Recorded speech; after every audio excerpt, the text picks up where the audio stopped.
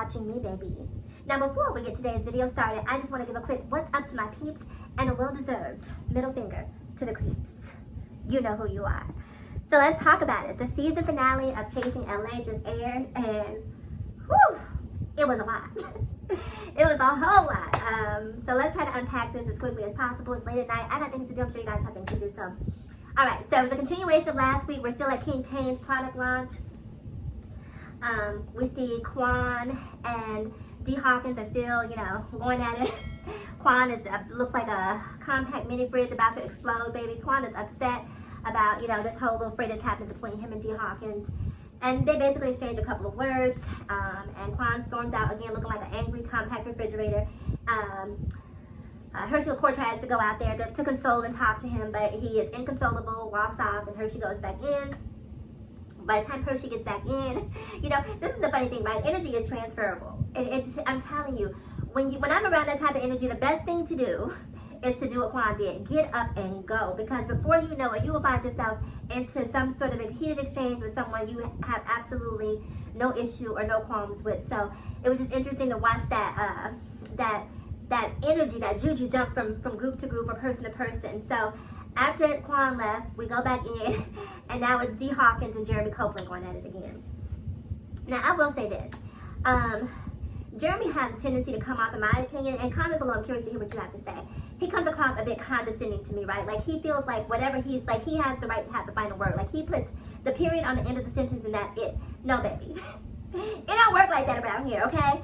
I said what I said, and what I said will be said. But Jeremy feels like, he just gets to drop the mic every time he speaks, and D. Hawkins doesn't have the right to speak. Now, I'm not even a huge fan of D. Hawkins, to be completely honest with you. There's been some transphobic things that I've seen from D. Hawkins that make me a bit uncomfortable as a trans woman. But in spite of that, I still have to call a spade a spade. And I do not play favorites, right? For me, it's either right or it's wrong. It's either black or it's white. That's just the way I get down. So Jeremy was really trying to sort of steamroll the conversation and prevent D. Hawkins from expressing himself.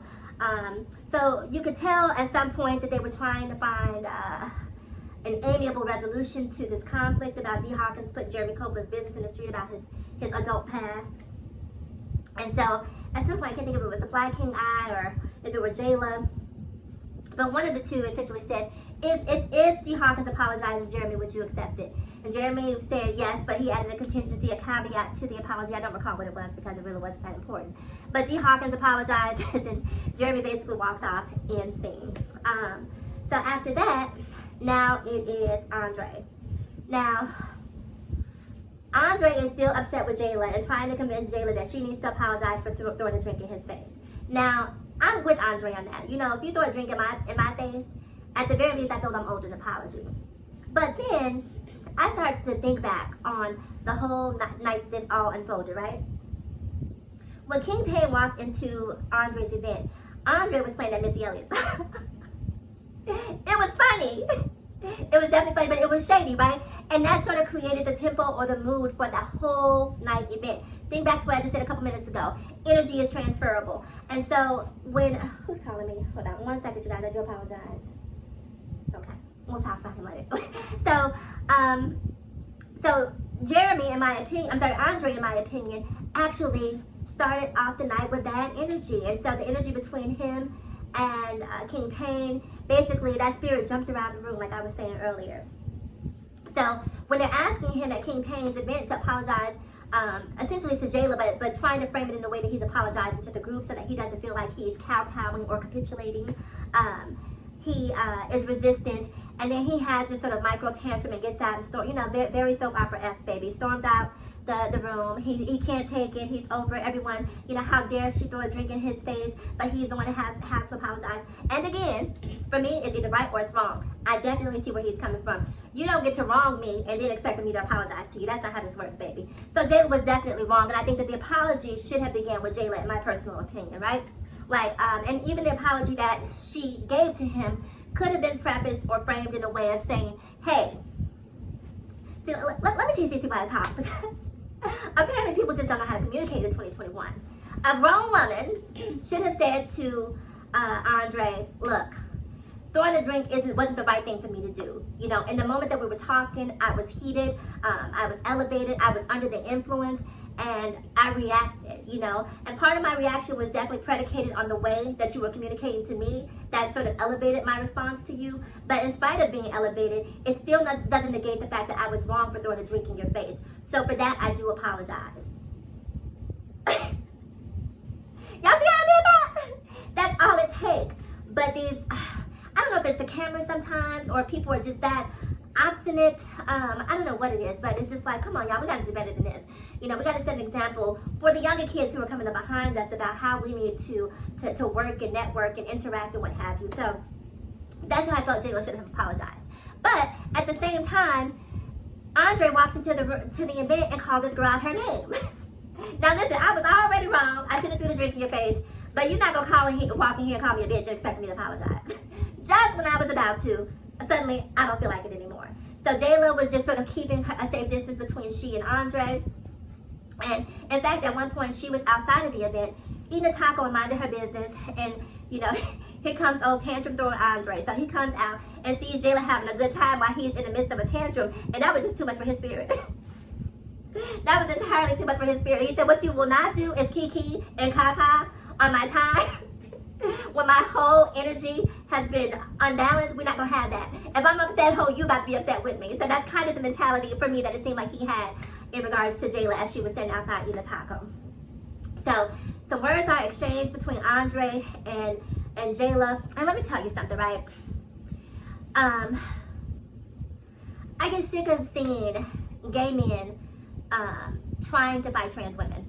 And I'm not, and don't get me wrong, right? I'm not giving J-Lo a pass for throwing the drink in Andre's face, because she definitely does it. If you throw that drink, then you have to accept the consequences of throwing a drink. But I feel like if J-Lo were a 6'4", muscle-bound, cock diesel thug from South Central LA, that Andre wouldn't have approached her the way that he did. You know what I mean? He would have somehow found comportment within himself and been okay with not getting an apology. But because it's a trans woman, and he feels like he may potentially have the upper hand in a physical altercation, then he's that much more willing to go in a hand-to-hand combat situation. And I don't like that, right? I don't like J-Lo throwing a drink in his face. I mean, at the very least, if you felt that way, then throw a drink back in her face. Throw two, if you gotta get a leg up. And call it a day. But why do you feel compelled to get physical with her? I'm at a loss. So he decided that he wanted to get physical, and let me tell you, it did not turn out the way he expected it to. Let me say this. Let me preface what I'm about to say by saying this. I am not in any way, shape, or form condoning what Alicia did tonight in tonight's episode. But I'm not mad at her for what she did. I'm simply not, right? Because as a trans woman, as a minority trans woman, if you, as a non-minority trans woman, just go read the statistics about how often black trans women of color are killed at the hands of black men. Go read. Do your research. I'll wait. Okay, I'm done waiting. Do it on your own time. So, it happens a lot.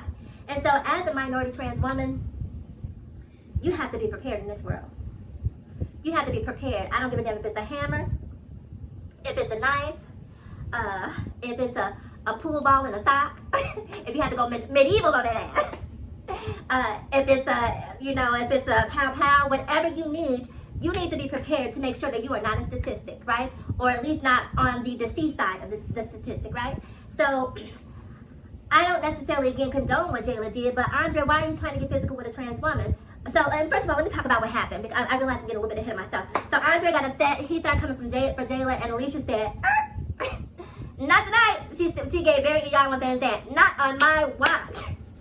And pulled out her Ginsu blade, baby, her katana blades, and was like, is there a problem? Is there a problem? Do we need to talk? And so immediately when Alicia pulled out the blade, everyone starts acting as if she's doing too much. You know what I mean?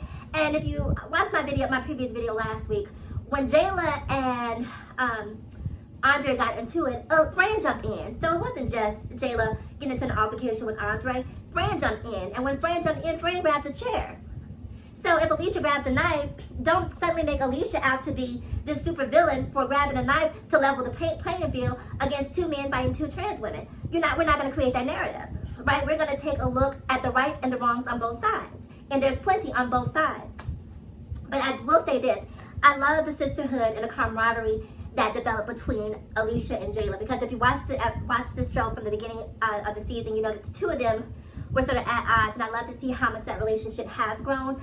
I'm not sure if they're still friends based on the end of the season updates. It seemed like Jayla was only mentioning King Pain, so I'm not sure where Alicia and Jayla stand. But in that moment, it was nice to see two trans women support one another. So I loved that part of it. If I had to choose a positive, that would probably be it. But I didn't necessarily again like the optics of it, because I'm a firm believer, right?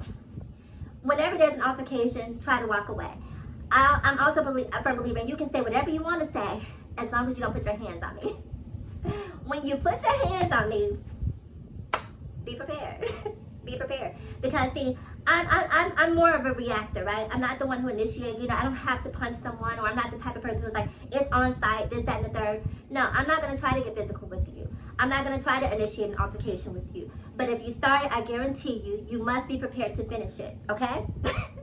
And that's sort of my take on it. So I wish that Alicia and Jayla tried to sort of remain on the periphery. How, I don't know, because it was her issue to begin with Andre. But she stayed on the periphery while Alicia sort of stepped into the forefront to defend her.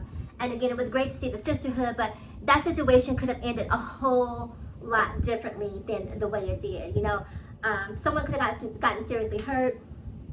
Alicia could have potentially, you know, spent some time behind bars for that one single moment of absolutely nothing. You know what I mean? Because I guarantee you, had it have escalated to the point that the knife was used, when you're sitting behind bars, you know, when you're sitting in front of a judge, waiting to be sentenced, when you're in prison, waiting to see the parole board, you're going to say to yourself at that moment in time, I wish I would have made a different decision.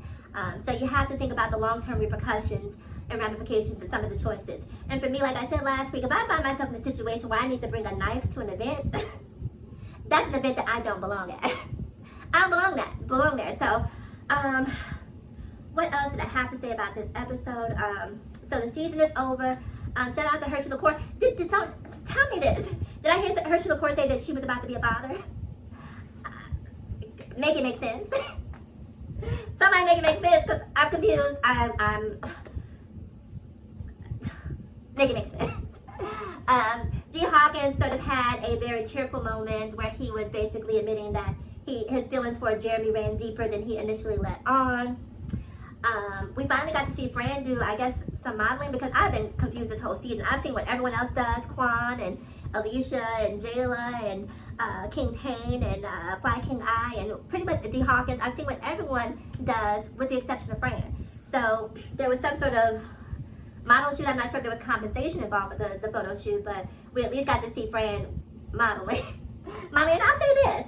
Now, I didn't necessarily see it for Fran as a model, to be completely honest with you, but I thought in this final scene that they actually looked really, really. Now, if it's a them, they, there, do we use handsome? Do we use pretty? Do we use beautiful? Like, what sort of adjectives do we use to describe their aesthetic? I'm lost. So I'll say Fran looked nice. Who else is there? Quan is still doing his poetry thing. I've fallen in love with Quan throughout this season. Wasn't initially a standout for me, but he slowly grew on me over the season.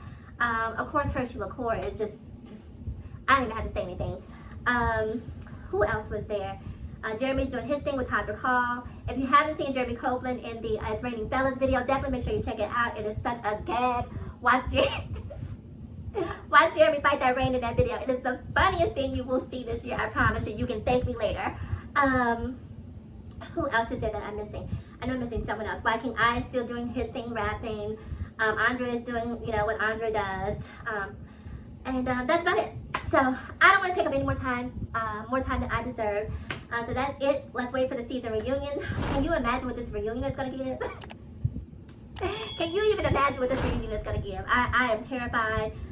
If Alicia bought a knife, and, you know, Andre was not prepared. So clearly, if they have a reunion, Andre is probably going to try to one-up the knife. Hopefully, someone has some sense. And hopefully, they have security and metal detectors here, because I'm not sure if they're going to make it straight out of South Central if they don't. Anyway, you guys, I am the Mass Trans. Please remember, like, comment, subscribe, and share. Happy Pride, everyone. As always, in closing, remember, or ask yourself, I should say, why be bitter when you can be better? I'll see you guys again in my next video. Mwah.